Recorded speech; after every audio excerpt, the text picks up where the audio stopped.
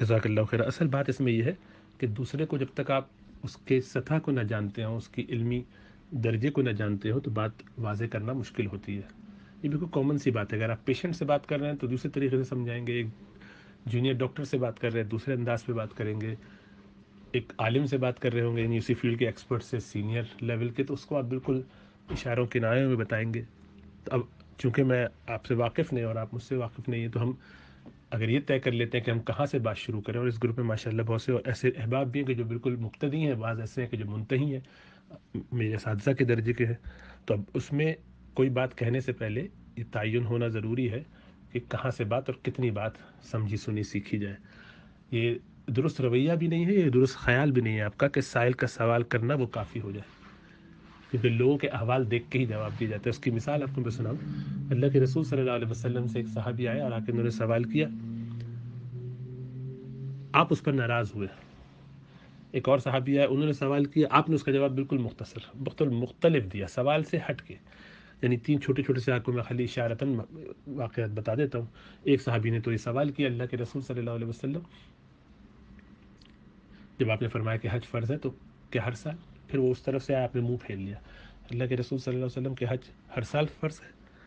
2-3 دفعہ کے بعد آپ ناراض بھی ہوئے کافی، اور پھر آپ نے تنبیہ فرمائی. ایک اور صحابی کسی اور مجلس میں، انہوں نے پوچھا اللہ کے رسول صلی اللہ علیہ وسلم مجھے ایک کام بتا دیجیے. آپ نے فرمایا غصہ مت کرو. فرمایا کہ اور کچھ؟ فرمایا غصہ مت کرو. پوچھا تو فردد مرارا، بار بار وہ سوال کرتا رہا اور آپ بار بار اس کو یہی کہتے رہے غصہ مت کرو بار بار. اللہ کے رسول صلی اللہ علیہ وسلم کو اس شخص کی بات، اس کی فطرت، اس کی نفسیات معلوم تھی، جانتے تھے اس کو، ان کا طالب علم ہے، ان کا ساتھی ہے، تو آپ اس کے بارے میں وہی جواب دیتے تھے جو اس کے فائدے کے لیے ہے. اسی لیے کوئی صحابی آیا آگے سوال کیا کہ میرے لیے سب سے افضل کام کیا، تو آپ کو نظر آئے گا ایک لسٹ جمع اگر آپ کرنا چاہیں حدیثوں میں افضل الاعمال کیا ہے، اعمال میں سب سے اچھا عمل کون سا ہے، تو آپ کو 12-15 نکال لیں گے مختلف حدیثوں سے، شاید زیادہ ہی نکال لیں. تو یہ کوئی ڈائیکوٹمی ہے، کوئی یہ کنٹرڈکشن ہے؟ نہیں. یہی اصل ہے، ترتیب یہی ہے کہ جو مخاطب ہو، مخاطب کی ذمہ داری ہے کہ مخاطب کے متعلق کچھ جانکاری، کچھ انڈرسٹینڈنگ، کچھ اس کو نو ہاؤ ہو، اور اس کے بعد وہ اپنی بات کرے تاکہ بات اچھی طرح سے واضح ہو سکے. اب ایک اور صحابی آتے ہیں اور پوچھتے ہیں اللہ کے رسول صلی اللہ علیہ وسلم متی الساعہ، آخرت کب ہوگی؟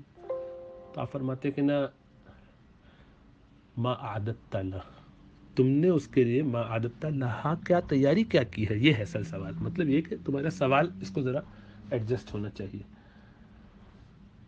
تو بعض اوقات سوال سے باتیں سمجھ میں آتی، لیکن آج کل نزاکتیں بھی لوگوں میں بہت زیادہ ہیں، تنبیہات کا بھی خطرہ رہتا ہے، جس کو آپ بالکل نہ جانتے ہیں اس میں اور زیادہ. اور آج کل اس سے میں ذرا زیادہ گزر بھی رہا ہوں، تو اس میں تھوڑی سی کوشش کر رہا ہوں کہ استاد شاگرد پرانے زمانے کے جو ہوتے تھے اس رویے سے ہٹ کے ذرا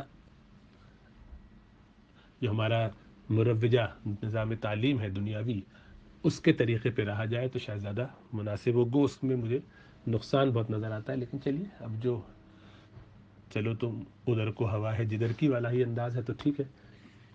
ورنہ سوالات کے انداز سے بہت ساری باتیں سمجھ میں آتی ہیں. اگر لوگ بوڑھے ہو چکے ہیں ہماری طرح تو ان کو زیادہ آسان ہوتا ہے ان چیزوں کو دیکھنا سمجھنا تجربے کی بنیاد پر. لیکن مناسب یہی ہے کہ آپ سے ہی اس کی وضاحت لے لی جائے. تو وہ اگر ہم یہ سن کے ایکسیپٹ کرتے ہوں کہ ہم ان باتوں کو سمجھتے ہیں یا ہم ان کو ایگری کرتے ہیں تو ہم اس کے آگے چلیں گے. لیکن بہرحال یہ تو ساری تمہید اس لیے ہو گئی کہ مخاطبین زیادہ ہوتے ہیں، مختلف درجے کے ہوتے ہیں، ہر ایک کو بات سمجھ میں آ جائے تو زیادہ مناسب رہتا ہے. بہرحال اور اگر آپ نہ سننا چاہیں تب بھی کوئی مذاکرہ نہیں، میں کوشش کروں گا شام تک تفصیل سے اس کا جواب دے دوں کلینک کے درمیان جیسے موقع ملتا ہے.